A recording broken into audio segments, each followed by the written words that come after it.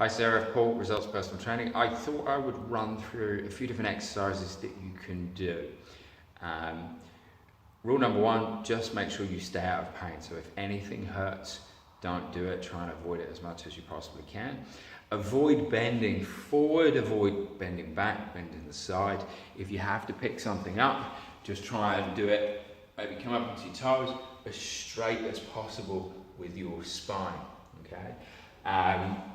The exercises that we talked about that I want you to work on is some intrinsic toe control, meaning, if I just shoot that camera down, I want you to, with your foot, can I raise my big toe up? Can I push my big toe down into the ground while raising the other toes up, maintaining this arch all the way through? And can I spread my toes as much as possible? You can do that grounded if you want. They're your sort of key things.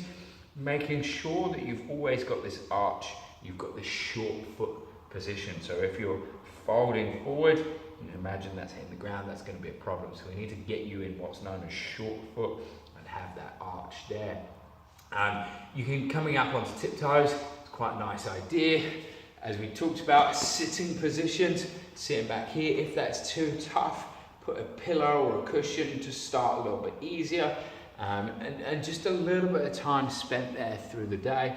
On one foot works as well. So you can just sink onto one foot and there's a little bit less pressure with one knee up in the air. So you can see that. So I'm there, I'm sitting down. So that's an option, a little bit of toe stretching in there. Just make sure it's comfortable and it's happy. Following on from there, we want to do some ankle mobility movements. So your ankle mobility movements, again, into that half kneeling position. I put the dowel or put something in front of my second toe.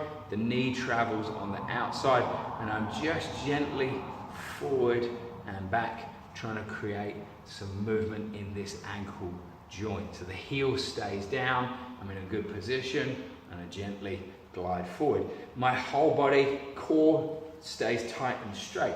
So that's another one. And again, just a couple of minutes on the left side, a couple of minutes on the right side, just trying to free things up a little bit. Once you've done your foot control and once you've warmed up your ankles, we want to kind of start working on a little bit of this core. So what you're going to do, we're going to get you into a half kneeling position.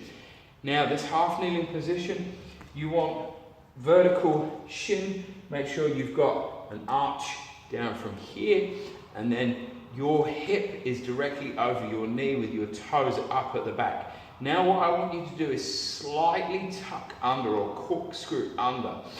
The more I corkscrew under, the more I can kind of fire this glute up, which I want to do is I want to squeeze this glute and I'm going to feel for a stretch in that hip and I'm going to stay stable and breathe in this position. And again, just breathing and being stable in this position is incredibly good. The hips aren't scooting around to the side, they're braced. If I want to make it harder because it's easy, I just line it up and you can see suddenly I'm fighting for a little bit of stability. So that becomes your third thing. Try and look for a bit of a hip stretch in there, see if you can squeeze your glutes. That's all I want you to work on at the moment.